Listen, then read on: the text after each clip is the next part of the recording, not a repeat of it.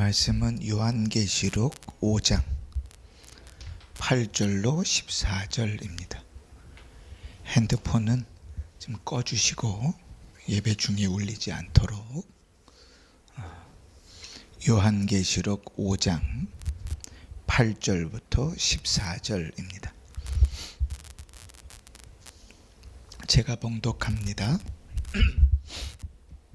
요한계시록 5장 8절로 14절. 그 두루마리를 취하심에 네 생물과 24장로들이 그 어린 양 앞에 엎드려 각각 검은고와 향이 가득한 금 대접을 가졌으니 이 향은 성도들의 기도들이라. 그들이 새 노래를 불러 이르되 두루마리를 가지시고 그 인봉을 떼기에 합당하시도다. 일찍이 죽임을 당하사 각 족속과 방언과 백성과 나라 가운데에서 사람들을 피로 사서 하나님께 드리고 그들로 우리 하나님 앞에서 나라와 제사장들을 삼으셨으니 그들이 땅에서 왕노릇 하리로다 하더라. 내가 또 보고 들으매 보좌와 생물들과 장로들을 둘러선 많은 천사의 음성이 있으니 그 수가 만만이요 천천이라.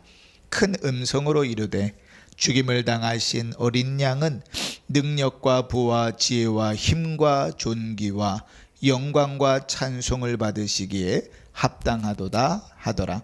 내가 또 들으니 하늘 위에와 땅 위에와 땅 아래와 바다 위에와 또 그 가운데 모든 피조물이 이르되 보좌에 앉으신 이와 어린 양에게 찬송과 존귀와 영광과 권능을 세세토록 돌릴지어다 하니 네 생물이 이르되 아멘 하고 장로들은 엎드려 경배하더라. 아멘. 여러분, 천국에 가면 어떨 것 같습니까? 우리가 보통 이렇게 이야기할 때 걱정 없고 염려 없고 근심 없고 편안하고 살기 좋으면 한참 뭐 같다 그래요? 천국 같다 그러지요. 좀 교회 안 다니는 유식한 사람들은 무릉도원 같다 이렇게 얘기하겠지만 우리는 그냥 야 여기가 천국이네 뭐 그런 말들을 이렇게 많이 하잖아요. 여러분, 우리가 천국 가면 어떤 모습으로 뭘 하며 살 것 같습니까? 성경에 보면 우리 구원받은 우리의 모습, 부활한 우리의 모습을 고린도전서 15장에 이렇게 표현하죠.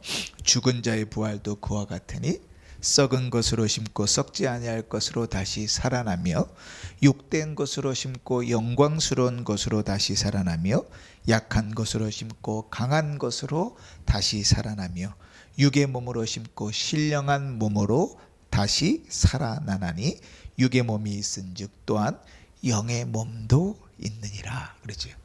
그러니까 우리가 부활하여서 우리가 살아갈 삶의 모습들은 썩지도 않고 영광스럽고 힘들고 연약하지 않고 늘 강하고 신령한 몸을 가지고 사는 삶이죠. 그죠? 그런데 우리가 착각하는 게 있어요. 우리가 착각하는 건 뭐냐면 그러한 아름다운 신령한 몸을 가지고 우리가 이 땅 사는 것처럼 천국에서 사는 게 아니라는 거예요.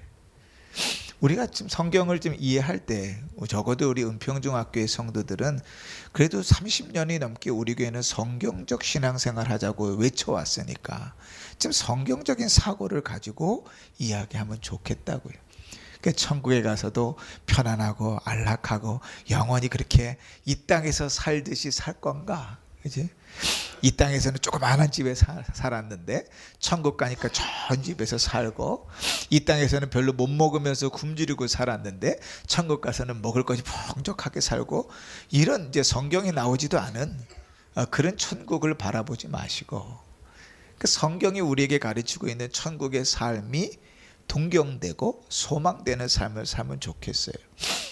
우리의 육체가 신령한 것으로 강한 것으로 썩지 않을 것으로 영광스러운 것으로 입어서 주와 함께 천국에서 살 때 그럼 그것에 뭐하고 사는가? 그 성경은 우리에게 예배하며 산다고 얘기합니다. 조금 더 구체적으로 말하면 찬송하며 산다고 얘기해요. 그러니까 우리는 찬송가 하나를 부르면 2번, 3번 부르면 은혜 받지만 4번, 5번 부르면 진려하지요. 무슨 똑같은 찬송가를 그렇게 오래 불러, 그죠? 그하고 찬송합시다 그리고 찬송가 1장에서부터 저 끝장까지 쫙 부르면 뭘 그렇게 쉬지 않고 찬송만 불러, 그럴 수 있잖아요, 그죠? 근데 주님의 나라에서 행하는 일들은 늘 그것밖에 없어요. 주를 찬송하는 것. 그게 마음에 안 드시면 지옥으로 가시면 돼요. 천국에서 하는 일은 그것밖에 없어요. 그것을 이 땅에서 맛보라고, 이 땅에서 잘 훈련하고 이 땅에서 우리가 예배 드리도록 하는 거예요. 그러니까 찬송할 때도 정신 똑바로 차리고, 그냥 찬송은 다 불렀는데 내가 무슨 가사를 찬송했는지 모르는 이런 혼미한 노래를 불러서는 안 돼요. 그 찬송의 가사를 잘 생각하고, 아 이게 무슨 이런 가사구나, 그래 은혜를 받지. 그리고 그래야 하나님 앞에 찬송을 드리지. 어떤 사람들이 둘이 싸우는데요, 제가 그 둘 사이에 중재를 하는데 좀 놀란 게 있어요. 뭔가 하면 A라는 사람이 뭐라고 막 이야기를 좀 심하게 했어요. 근데 이 A라는 사람이 좀 껄렁껄렁한 사람이에요. 말을 막 하는 사람이에요. 근데 B라는 사람이 그 얘기를 듣고 상처를 심하게 받았어요. 그래서 그 둘 사이가 원래 그런 말이 아닐 거야, 그 중재를 하는데, 문제는 이 A라는 사람이 본인이 말한 것을 기억하지는 못하는 거야. 내가 언제? 미치는 거죠. 자기가 무슨 얘기를 하는지도 모르게 말을 내뱉고 사는 거예요. 그럼 그건 해결 안 돼요. 뭐 같냐면요, 돌멩이를 머리에다가 탁 던졌고 머리에다 피가 철철 나는데 내가 언제? 이거 똑같은 거예요. 우리 주님께서 뭐라고? 차라리 연자맷돌을 목에 물고 바닷속에 빠지라 그러거든. 그렇게 본인이 무슨 얘기를 하는지도 모르게 이야기하듯이 찬송도 그렇게 부를 수 있어요. 내가 무슨 내용을 찬송했는지도 모르게 그냥 불러요. 그러니까 우리가 갖고 있는 찬송가는 그 여러 교단들이 다 이렇게 합의를 봐서 만든 찬송가잖아요. 그러면 이 찬송가 안에 합동 측에서 총회에서 이건 찬송이 아니니 우리 교단에서는 부르지 말아야 된다고 공언한 찬송가도 안에 있어요. 근데 우리는 잘 모르죠, 그지? 내용 속에 하나님에 대한 내용도 없고 찬송에 대한 내용도 없는데 그 찬송가로 들어와 있다고요. 근데 우리는 너무 익숙하고 잘 아는 곡이에요. 그래서 찬송이 아니라고 생각하지 않죠. 왜냐하면 가사를 생각 안 하고 부르니까요. 그 찬송은 하나님 앞에 드려지는 것이고 그 내용이 있는 거예요. 이 찬송이라는 말은 영어로 praise라고 얘기하는데, 이 찬송이라는 말의 원래 원어의 의미는 칭찬이에요. 칭찬. 아, 오늘 권사님 옷이 참 이쁘시네요. 헤어스타일이 잘 어울리시네요. 칭찬이잖아요. 그죠? 그게 찬송의 어원이 같다고요. 근데 내 입에서 얘기하는 얼마나 상대방이 우습고 무시가 되면 무슨 얘기를 했는지도 모르게, 물론 듣기 좋은 얘기겠지만 얘기해놓고 끝나요. 그러면 기분 되게 나쁘다고. 그냥 권사님 저한테 오늘 헤어스타일이 참 머리가 참 이쁘시네요, 뭐 얘기했는데 아무런 생각 없이 그냥 대충 빈말로 던진 얘기예요. 처음에 들을 땐 기분 좋았는데 얘기를 하다 보니까 아무 생각 없이 본인이 무슨 얘기를 했는지도 몰라. 그러면 기분 정말 나쁘다고. 무시하는구나, 대놓고. 얼마나 내가 우스웠으면 저럴까, 이렇게 생각도 할 수 있죠. 하나님을 찬송하는 일도 그렇죠. 찬송의 내용이 있다고요. 칭찬하는 내용이 있다고요. 어머머, 너는 어쩌면 그렇게 도둑질을 잘하니? 너는 큰 도둑이 될 거야. 걸리면 20년 30년 감옥에서 썩겠지만 너는 큰 도둑이, 이렇게 칭찬하는 사람이 있어요? 없어요, 그런 사람은. 너는 어쩌면 그렇게 얼굴이 못생겼니? 하고 칭찬하는 사람이 있어요? 그런 사람은 없어요. 그죠? 내용이 중요하다고. 오늘은 우리가 읽은 본문은요, 그 찬송에 대한 내용들이 나옵니다. 오늘 우리는 두 가지를 좀 살펴볼 텐데 아마도 어쩌면 좀 길어져서 다음 주까지 이어질지도 모르겠어요. 우리가 오늘 살펴볼 건 첫 번째 뭔가 하면 누가 찬송을 부르는가 하는 거예요. 두 번째는 뭔가 하면 무엇을 찬송하는가. 이게 지금 어디서 이루어지는 거예요? 하늘에서 이루어지고 있는 거예요. 하늘에서 이루어지는 것이 지금 우리가 이 땅에서 예배를 드리는 것의 모형이라 그랬죠. 그죠? 그러니까 이 땅에서 우리가 예배 드리는 건 뭐와 같냐면 시식 코너 같아요. 시식 코너. 여러분 장 보러 가시면 이렇게 뭐 이렇게 음식 조금씩 잘라놓고 맛보고 사가라고 맛보라는 것들 있잖아요. 그럼 먹었는데 맛이 정말 없어요. 그러면 그 물건 사요, 안 사요? 사요? 돈이 많아가지고 막 사요? 먹었으니까 미안해서 사요? 아니요. 맛없으면 안 사요. 그죠? 그럼 맛있으면 맛있으면 원래 이거 살려고 나온 게 아닌데 사게 되죠. 그죠? 그죠? 그런 게 이제 시식이잖아요. 하나님이 이 땅에서 천국에 오기 전에 천국에서 영원토록 행해야 될 일들을 맛보라고 이 땅에서 예배드리게 하신다고. 그지?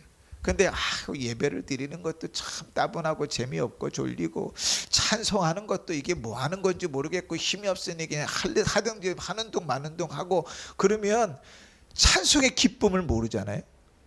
성경은 찬송 중에 하나님께서 임하신다, 거하신다 그러는데 찬송 가운데 역사하시는 하나님을 경험해 본 적이 없잖아요. 그러면 천국에서 영원토록 주를 찬송한다는 일이 참 재미없어요. 우리는 천국에서 좀 떵떵거리고 좀 편안하고 따시하고 뭐 좋게 살 줄 알았더니 천국에 가서 찬송만 부른대. 차라리 어디 가는 게 나아요? 지옥 가는 게 낫겠다. 여러분 똑바로 아셔야죠. 그죠? 천국 가서 뭐 하는지. 성경을 따라서 이 땅에서 사는 것과 같이 천국에서 살지 않는다고요. 이 땅에서 잘 살기를 원하는 것처럼 천국에서 살 거를 꿈꾸지 마시라고. 그럼 오늘 이제 성경에 보면 누가 이제 찬송을 부르는가? 요한이요. 이제 하늘의 열린 문을 딱 통해서 그곳에 올라가서 보니까 하늘 가운데에 보좌가 하나 있고, 그죠?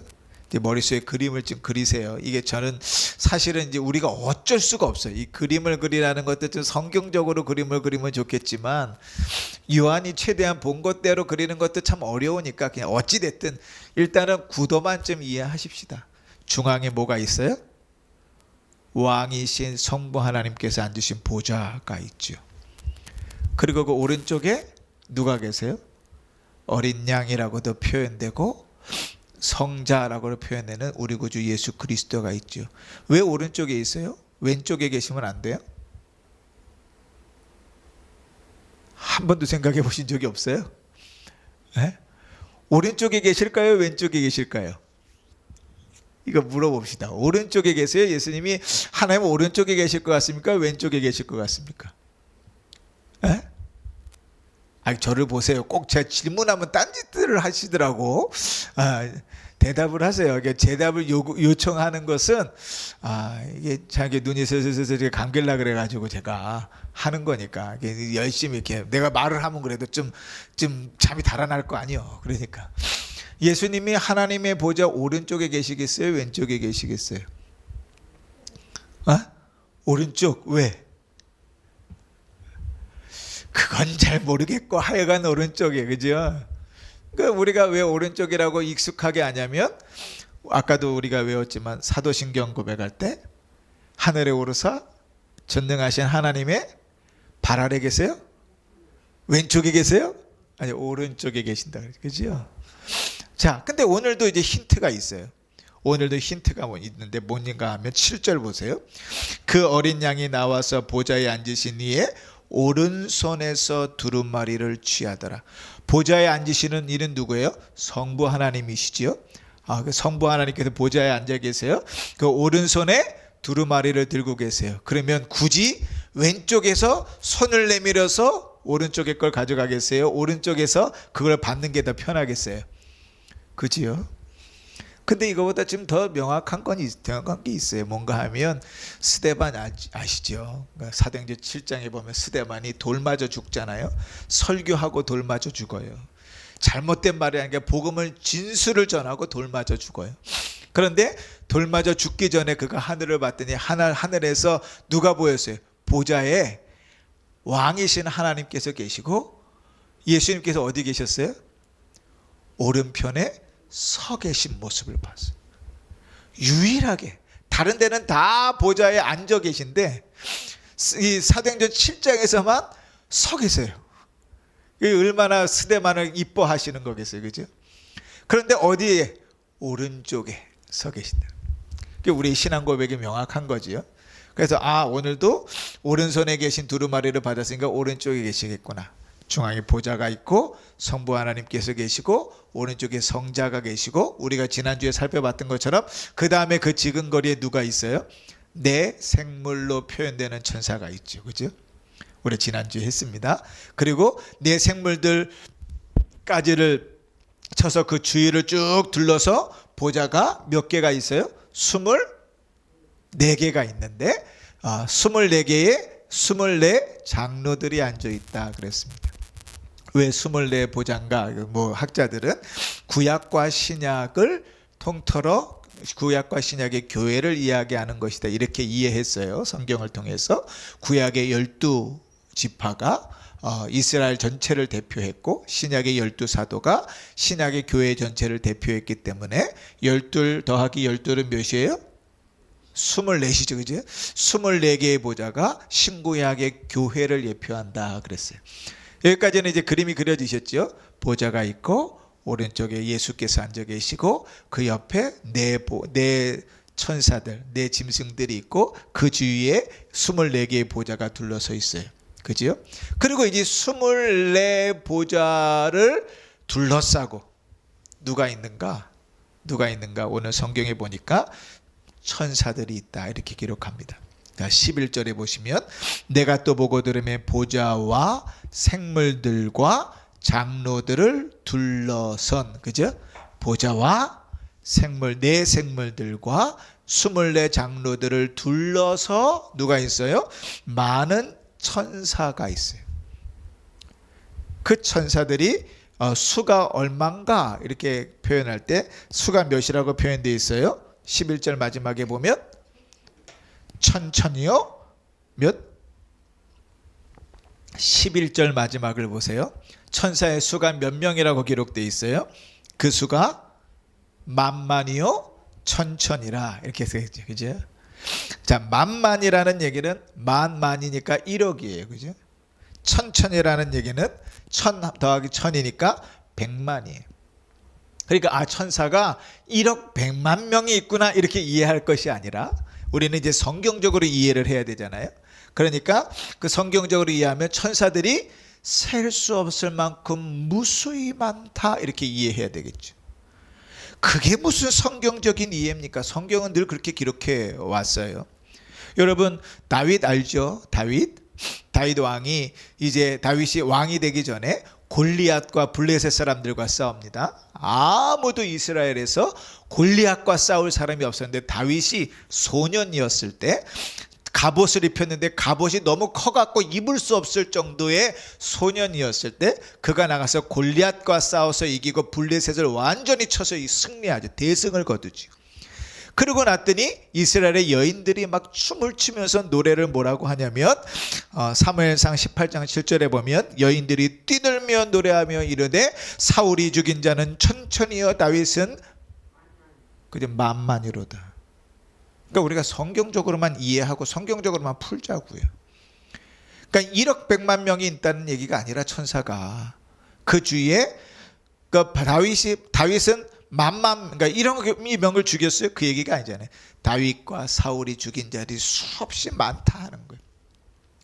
근데 이런 표현들은 시편에 보면 다윗이 기도하는 내용이 있어요. 시편 68편에 기도의 시가 있는데 18절에 보면 이런 표현들이 있어요. 하나님의 병거는 천천히요 만만이라 주께서 그 중에 계심이 내 성소에 계심과 같도다. 하나님의 병거는 천천히요 만만이라. 숫자를 얘기하는 게 아니라 얼마나 많은가를 얘기하는 거죠. 다니엘도요 하늘의 환상을 봤다 그랬잖아요. 우리가 요한계시록을 이해할 때 다니엘, 에스겔을 빼놓고 이해할 수가 없다 그랬죠. 그들이 본 환상과 요한이 본 환상이 같다 그랬어요. 그죠? 근데 다니엘도 다니엘서 7장에 보면 그가 환상을 보는데 하늘에 보좌가 있어요. 그리고 불이 강처럼 흘러서 그 보좌 앞에서부터 나오며 다니엘 7장 10절에 보면 그를 섬기는 자는 천천히요 그 앞에 모셔선 자는 만만이며. 그러니까 이 천천히요 만만이라는 말은 헤아릴 수 없는 수많은 천사들이 주님 앞에 모여 있다는 거죠. 그들이 뭐해요? 찬송하는 거죠. 그리고 마치 일파만파 퍼지듯이 처음에 네 짐승들과 24장로들이 찬양했던 일들이 이제 수많은 천사들에게 넘어가고 수많은 천사들보다 그들을 더 둘러선, 더 전체를 둘러선 모든 피조물들이 하나님을 찬양합니다. 13절 보시면 내가 또 들으니 하늘 위에와 땅 위에와 땅 아래와 바다 위에와 또 그 가운데 모든 피조물이 이르되, 모든 피조물이 하나님을 찬양하는 거예요. 여러분, 이 모든 피조물이 하나님을 찬양한다는 것은 우리가 이해할 때 그 존재가 온전하게 하나님께 그 역할들을 감당할 때 찬송이 됩니다. 그 사람도 마찬가지예요. 하나님의 형상으로 지음받은 자들이 죄악 가운데 있지만 그리스도로 말미암아 구원받은 다음에는 그가 성도의 모습으로 살아갈 때 그것이 하나님의 영광을 드러냅니다.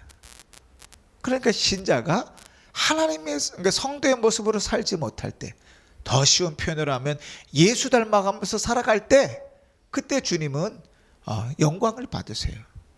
우리가 서울대를, 내 자식들이 서울대를 가야 주께서 영광을 받는 게 아니고, 큰 집을 사야 주께서 영광을 받는 게 아니고, 신자가 신자의 모습대로 살 때, 예배 가운데 하나님께 온전히 예배를 드릴 때, 찬송 중에 거하시는 주님을 찬송 가운데 만날 때, 기도 중에서 하나님의 음성을 들을 때 주님께서 그 자체로 영광을 받으신다.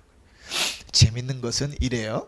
처음에는요, 우리가 앞에서부터도 네 생물과 24장로들을 보았어요. 6절에 보니까 내가 또 보니, 그죠?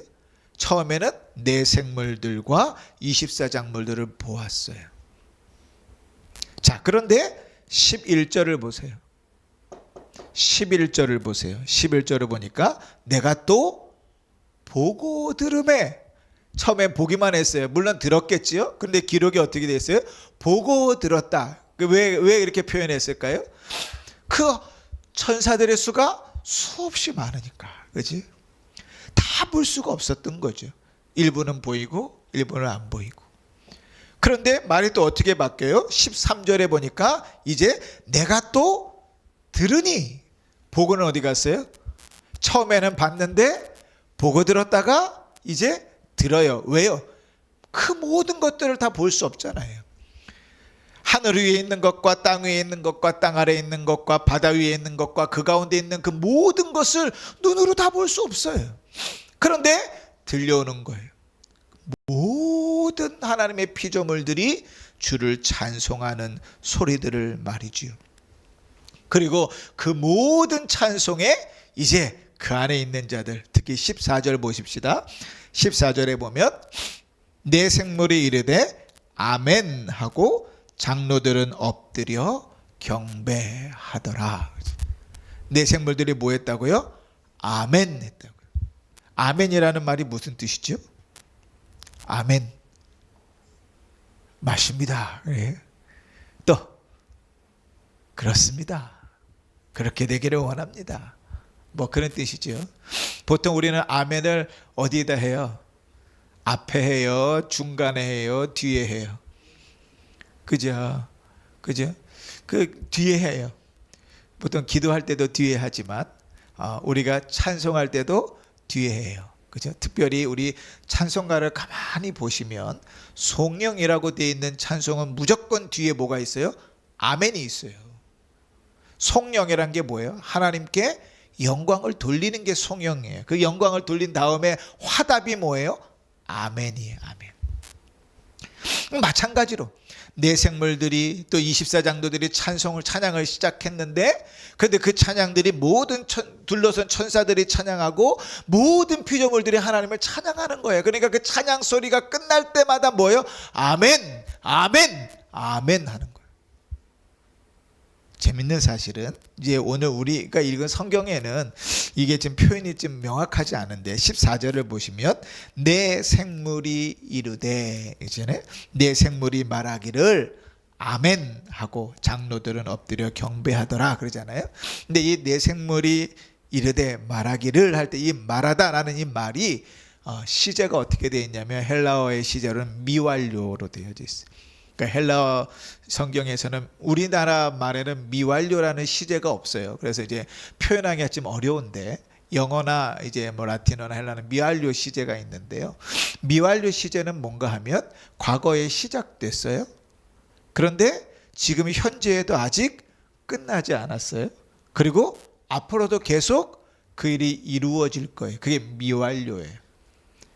그러니까 완료는 뭐냐면 과거에 언제 시작됐든지 지금은 뭐예요?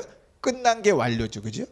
미완료는 아닐 믿자니까 아직 완료가 안 된 거예요. 과거에 언젠가 시작됐는데 지금도 하고 있고 앞으로도 계속될 거예요. 우리나라 문법에는 미완료 문법이 없어요. 이해하기가 쉽지 않아요. 그런데 미완료로 되어져 있다는 말은 무슨 말인가 하면 찬송이 한 번 들려고 아멘 그리고 끝난 게 아니라 계속해서 언제 시작됐는지 모르지만 하나님을 찬송하는 일들이 이루어지고 그 찬송이 끝날 때마다 아멘하고 또 그 찬송이 계속해서 영원토록 진행된다고요. 그러니까 천국에 가셔서 편히 따신 밥 먹고 좋은 데서 자고 편안하게 사시는 생각을 생각하시면 그런 천국은 성경에 없어요. 그러니까 그런 천국 기대하고 살지 마시라고. 천국에서는 뭐 한다고요? 영원토록 찬송한다고요. 이 땅에서 주를 찬송하는 일들이 쉽지 않으면요, 천국 가서 찬송할 일들은 엄두를 못 내죠. 근데 하나님께서 이 땅에 교회를 세워 놓으시고 이 땅에 교회로 하여금 주님을 예배하고 찬송하게 하신 이유는 그 맛을 보게 하시기 위함이라 그랬잖아요. 그러니까 여러분 이 땅을 살아가면서요, 이 땅에서 주를 찬송하면서 그 하늘의 기쁨들을 맛볼 수 있어야 돼요. 그래서 제가 아까 찬송하면서 아무도 찬송을 안 하길래 딱 1절하고 끊어버렸잖아요. 모르는 찬송인지. 그 찬송할 필요가 없어요. 모르는데 뭐 해요? 모르면 찬송이 안 되는데. 하나님께 돌리는 찬송인데, 그지?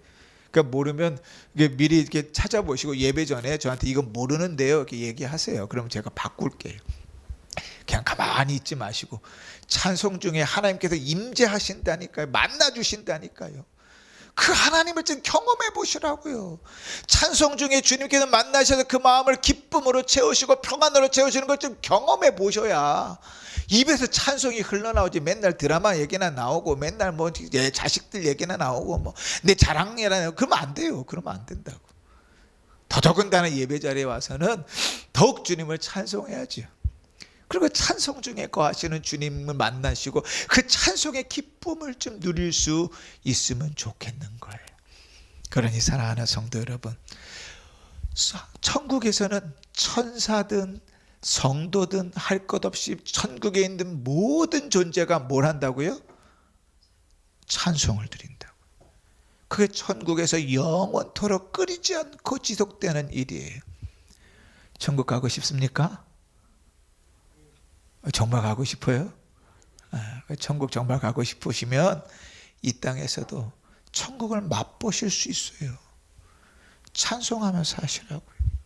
입으로 죄짓지 마시고 흉보지 마시고 자랑하지 마시고 찬송하면서 하세요. 그냥 흥얼흥얼 가사는 모르고 노래만 그냥 흥얼흥얼 저희 애들 보면 노래를 찬송을 복음성가를 부르는데 우리 교회는 어른들이 많아서 복음성가를 못 부르잖아요. 그러니까 이제 참 이게 지금 젊은이들에게는 이제 사실은 되게 어려운 일이에요. 왜냐하면 제가 이제 이 교회 오기 전에는 저희 아이들도 복음성가를 막 많이 불렀는데 여기 어른들 이렇게 부르면 은혜가 안 된다 그러고 뭐 어렵다 그러고 그러니까 복음성가를 못 부르니까 젊은이들은 있을 수가 없어요. 젊은이들은 찬송가 안에서는 그렇게 은혜는 못 받거든요. 그러니까 참 쉽지 않은 일이지. 어른들은 복음성가는 못 부르니까 아예 우리 교회는 어른들이 많으시니까 아예 그걸 싹 다 빼버렸는데, 그러니까 저희 애들은 막 밥 먹고 나면 본인들은 여기서 막 안 되는 거 부르고 막 그러잖아요. 그죠? 참 이제 우리 교회 딜레마예요. 아주 어려운 숙제예요. 우리 교회는 사실은 젊은이들이 올 수 없는 구조거든요. 우리 교회는 젊은이들과 공감할 수 있는 찬송이 없으니까 그 뭐 찬송도 못 부르고 예배도 그렇고 뭐 그 젊은이들이 버텨나가기는 어려운 교회라고 우리 교회는. 어찌 됐든 그런데 이 애들 찬송 부르는 거 보면 이게 가만히 들어보면 가사를 막 지어서 불러요. 안 맞는 가사를 부르는 거예요.